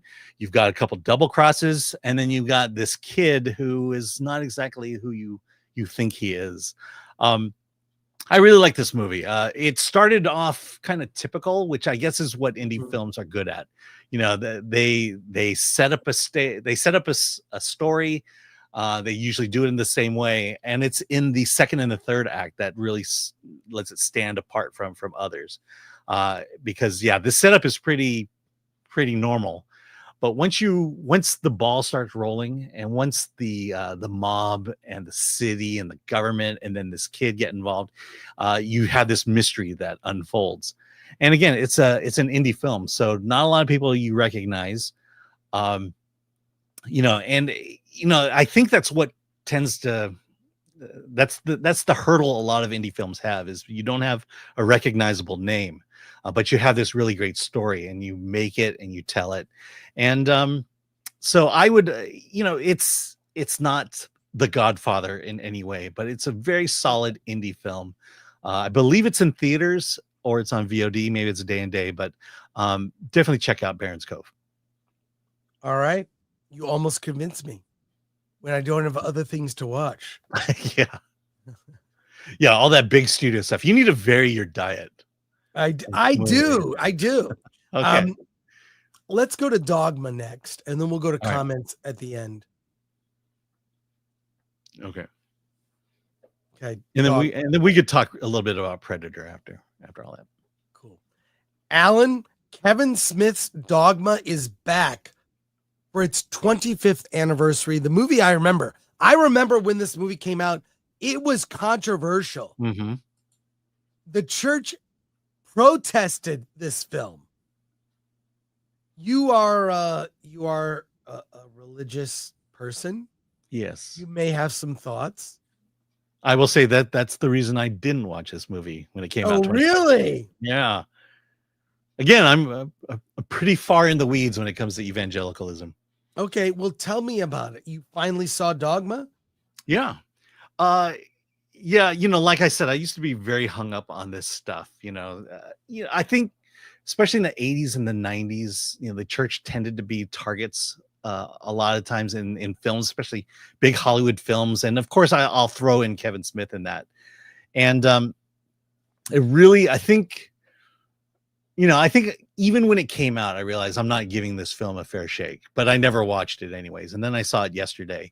And look, Dogma goes through a lot of issues regarding the church, regarding God, regarding the ultimate plan that I had always wrestled with as a Christian growing up. I came to Christianity as a skeptic, in the sense of, look, I'm not just going to go in, go to church, say the prayers, recite the creeds. No, the Christianity has to be a real thing. And I remember wrestling with it throughout most of my college, my high school and college years. And watching Dogma yesterday reminded me of that time when I was just wrestling with, is God real? Is Christianity real? And a lot of these issues were ones that I kind of found myself wrestling with. And I think Kevin Smith and I came to two very different conclusions as a result, but nonetheless, we walked the same path. And I really like Dogma, and I'm glad I finally got to see it. I miss this kind of comedy in films these days. I don't think you could tell these kind of jokes today. It's kind of fun to see a young Matt Damon and Ben Affleck, and a young Linda Fiorentino, and even a young Jason Lee. And I have to say, in terms of the content, the talk about God and religion, it was very smart and very philosophical. And again, I think we come to different conclusions, but I appreciate the argument back and forth. And in terms of the blasphemy, yeah, I'll admit, back then everything was evil and everything was satanic. And I've as an older man, I see that maybe I've taken those things a little too seriously. So I'm glad I finally got to see Dogma. Well, I have only ever seen the movie once when it first came out. I thought it was long. I'm not particularly religious, so I wasn't offended. It was also overly kind of, I don't know, grotesque for no reason. I didn't get into the philosophy of it. I thought it was long, pretentious. It was Kevin Smith's epic. I don't know that it even does it have outside of Kevin Smith sycophantic fans. Does it have a following? Oh, I mean, my screening was full and half of the crowd was quoting lines. Really? Okay. So, well, there you are. I'm not one of those fans. So there are other Kevin Smith movies I like, I feel differently about. This was his attempt to make a serious statement about religion. At the time was not accepted very well.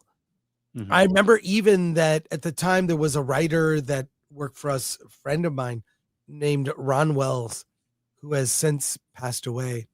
And Ron wrote a scathing review of Dogma, not saying it was bad so much, but he was questioning the philosophy and the statements Kevin was making in the movie, to the point where Kevin got so mad he called me up to complain about Ron's review that I did not write. So yeah, I get those emails once in a while. It was a different time in the 90s. So there you go. Yeah. Late 90s, early 2000s. So what's funny? It's like, strange. Back when it came out, there was definitely the controversy. I mean, I know of the controversy. I was there when it was going on, and it was the controversy that kept me from seeing it. Seeing it 25 years later made me realize we don't talk about religion anymore. Yeah. These discussions, I haven't had a good religious discussion in a very long time. And it sort of saddens me that, that I think for some reason the church and religion have kind of fallen out of the national zeitgeist, and we just don't talk about it anymore. And so I think that's the biggest thing that struck me when I watched this movie was I miss these conversations. I miss talking to people about this. Even the abortion stuff was interesting. And look, I don't mind watching movies that I don't agree with philosophically, but I think Kevin Smith did a decent job presenting the other side, the side he doesn't necessarily agree with. Well, and I appreciate that. Well, I'll say that everything that you're saying about this makes me want to see it again, to revisit. Because again, I said I only saw it once. And to be clear, when I say I'm not religious, that doesn't mean that I don't believe in God, right? What I'll say is this. My take on religion is I think it's arrogant of man to, and when I say man, I mean humankind. Man, meaning everyone, male, female. It's arrogant of man to think the universe can be explained as some man in the sky with a white beard that controls all. I believe there is something in the universe. Having had life experiences that have moved me, having seen both my children born, I believe that there is a higher power. There's just, I've felt it because of experiences I've had in life. So I'm not an atheist, okay? But I think religion is man's way of interpreting that. And I think it's arrogant to, when I see people on sides of religion saying, well, this is the right religion. You know, we've seen conflicts throughout the world happening over this. Well, there's this one, this is the right one. Nope. This is, so I'm in the camp of, yeah, there is something there 100%. I believe that.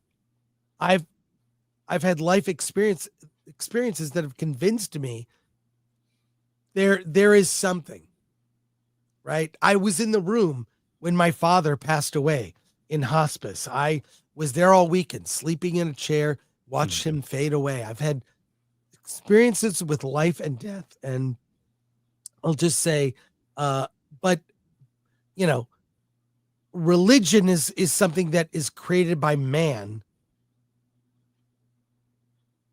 Please feel free to. I know you're digging the hole deeper. Yeah, I mean, for me, but I'm just saying that. Do I believe in God? Yes, I believe in God. Do I believe in this religion or that one? And am I betting on the right one? I just think live a virtuous life, and I think that will lead to a better finale for yourself. I think that's like karma is something I believe in. I believe in a lot. So I try to live by thinking about karma, you know? Yeah. So I mean, for me, it was, I became a Christian at the tail end of the Jesus movement. So it was high school. And then I really dove deep into it, college, and then got a master's degree in it. And, but my approach has been different from a lot of people. There's that life-changing moment you have with God. But then it's also the questions I had. I had that, we Gen X, we're constantly asking questions, and there are questions I had about Christianity, about the church, about evangelicalism that I had to wrestle with. And quite frankly, as much as I call myself an evangelical, I've certainly had my issues with it, to the point where I had a problem with the things they were doing. Obviously, the whole televangelism stuff was not something I was into. Yeah. But that turned me off. Yeah, and then this is where most people shut me off when it comes to whether they think I'm a Christian or not. But it was the way we treated the AIDS crisis, the AIDS pandemic. That was the other thing. But the thing is that I'm not the type of person who, you have to believe it because God said so or because the church said so. No, I believe it because I researched it, I wrestled with it, and I came to this conclusion. And more often than not, it always came on the side of the evangelicals.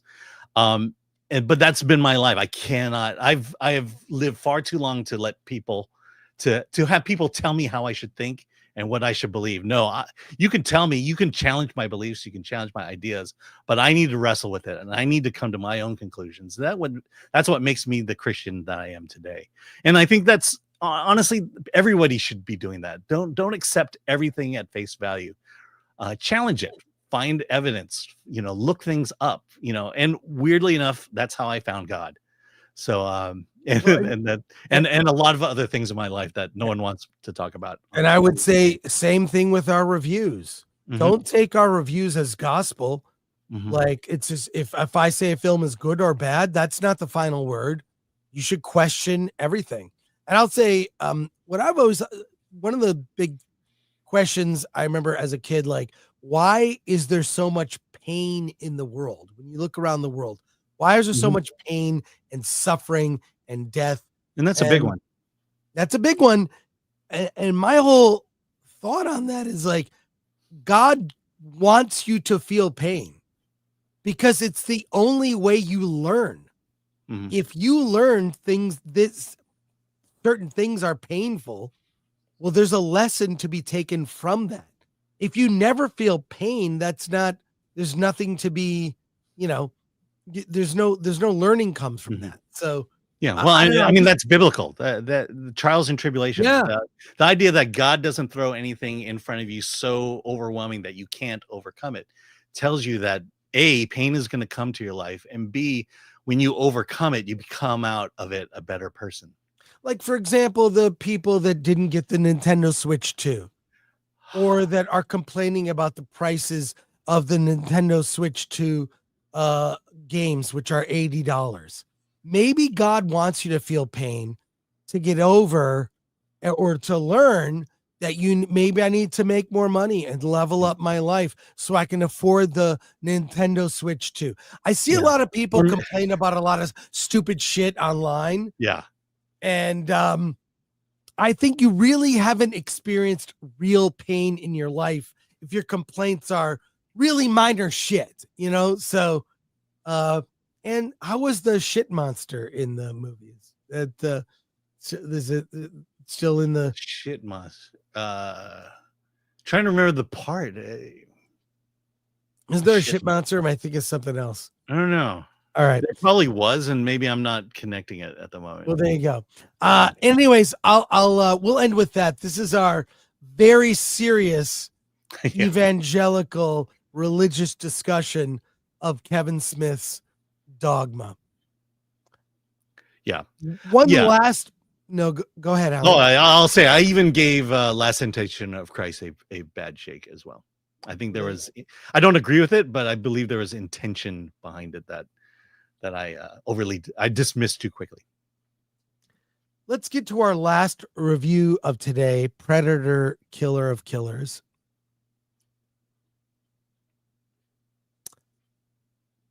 Is there a poster? Is there? Yes. Alan? Hey, it's here. The new Predator movie, Killer of Killers. It's on Hulu. Alan, what did you think? Okay, well, just so we're clear, there is a Predator movie coming out later this year. That's live action. This is an animated story. It tells essentially three stories from human history as it intersects with the Predator. The first one being a Viking tale. A Viking queen is avenging the death of her father. She is under this mandate to avenge me. That's what her father told her when she was a very young child, and she is about to avenge her father's death by killing the clan who killed him. And at the same time as this horrible battle is going on, there is a predator lurking. Second story is two samurai brothers. One finds himself not living up to the samurai standards of their father, and he runs off. And so now that samurai comes back and is going to not only kill his father, but kill his brother at the same time. But there's a predator watching. And then finally, there's the third one takes place at World War II. There's a young man who wants to be a pilot, wants to fly in the air. Big battle between the US and the Japanese. But there's a predator watching. And so these three tales involve people who are engaged in violence. I'm basing this off of Predator 2, where you kind of get an idea of why predators do what they do, and that's what's going on here. These fighters with weapons, and now the predators can come in and challenge them. And each of these stories is about not only the violent setting that they're placed in, but then ultimately they have to take on the predator. So I'll speak momentarily about the first three stories. Predator, it's a story being told. We've seen stories of brothers and sons, of vengeance, about bravery. And then you have this predator that comes in at the last minute, and they have to fight and win in order to survive. Those stories, you're probably going to think to yourself, well, why is this a predator story? Because it comes in so late in it. Well, there's a fourth story. A fourth story that involves all of the characters in the first three, and it brings you into the world of the predator and to what they're doing. And if I'm to guess correctly, or to guess, this is the setup for the next movie, and because I believe the next movie takes place on the predator planet, and this kind of gives you hint as to what that is, what they do. Most likely you don't need to watch this in order to understand it when you watch the film, but it's kind of a good primer for it. What I like about this is it's not woke. It's just basically stories being told with the predator. And, I've certainly read some of the Predator comic books where Batman takes on Predator. That's kind of the vibe and feel. The fact that two of the three stories are male tells you it's not exactly woke, even though I won't even get into that. It's fine. It's fine. It's cool to watch. My biggest issue is I'm not the biggest fan of this animation style. It started with Spider-Man Into the Spider-Verse. It's that limited animation. It's the being 12 overused. It's the 12 frames a second put on 24 frame film. Disney's been doing this a lot. I'm just not convinced that this is the direction I want animation to go. I do like the style. It's very artistic. If anything, that's what this is. It's very beautiful. It's every frame is like a painting, but then you add this animation style to it, and I kind of just want to go back to nice smooth animation like Walt Disney did when he created Snow White. That's animation. To me, that's superior animation. I guess this is the midpoint between movie animation and the limited animation we grew up with as kids. But it's not my thing. So do you recommend it? I recommend it. It's not going to blow your world away. It's not going to say anything profound. It's just 4 Predator stories. And done in you remember, like you talked about these Jedi stories from Star Wars, and it was like, oh, and every time you would say, oh, and guess what? It's a woman. There's 12 stories, and they're all women. Blah blah blah. Yeah, there were. This one, this one. No, a man would be flying a plane in World War II. A man would be a samurai, and I guess you could get away with the Viking Queen being the leader. Her weapon is a shield, and not a sword like a man's would be. So I'm okay with it. This is fine. I would recommend it, but I can't speak to Predator lore, because basically Predator 1 and 2 is what I know of Predator, and so I'll take it for what it is. It's just 4 Predator stories. Let's go to comments as we wrap up the show today. Thank you, everybody, for being so patient with us today. I'm struggling. Like, I've been muting myself, coughing the whole stream. Oh man, and trying to not crack So thank you, everyone. Here we go. Comments here. All right, 200 watt studio for 2. Hamill peaked around the time of Guyver 2. I didn't see Guyver 2. Royston S. Bailey. Is this the gayest Predator ever? No. There's not much gay in it. Yeah. Tony, Youthful Eagle, Elias, how does it compare to the other Predator movies? Better than Prey? Better than Predator? I mean, look, you're not going to beat Predator 1 and 2. There is a touch point with Prey in the movie. 200 watt studio for 2. I want to see the West Wing of Predator stories. Yeah, that's right. Thomas Vicker for 2. We need to get Chris a Steam Deck. I don't even know what a Steam Deck is. I think Thanks, that's where Thomas. I think it's where you could press buttons and it'll change from one setting to the next. Maybe it's for streaming. Most Sislak gifted 10 Film Thread memberships. Thank you. That's awesome, Mo. Thank you. Thank you, Mo. Thumbs up 1981 for $4.99. I would like to once again congratulate Chris Gore for rearranging his hectic schedule while sick to get Alan to his show on time. He lives to give. Yeah, thanks, Chris. Well, Alan never really thanked me for that, but that's okay. Yeah. I mean, when we sat around for an hour for the movie to drive to the theater. Thanks. Simba Leslie Chato for 140 ZARs. Much loved from Cape Town. Oh, South African. Yeah. Just left the cinema from watching Ballerina. What a thrill ride. It's easily the goriest of the John Wick franchise. Worth of the ticket. So much fun. Ana de Armas is a female protagonist written well.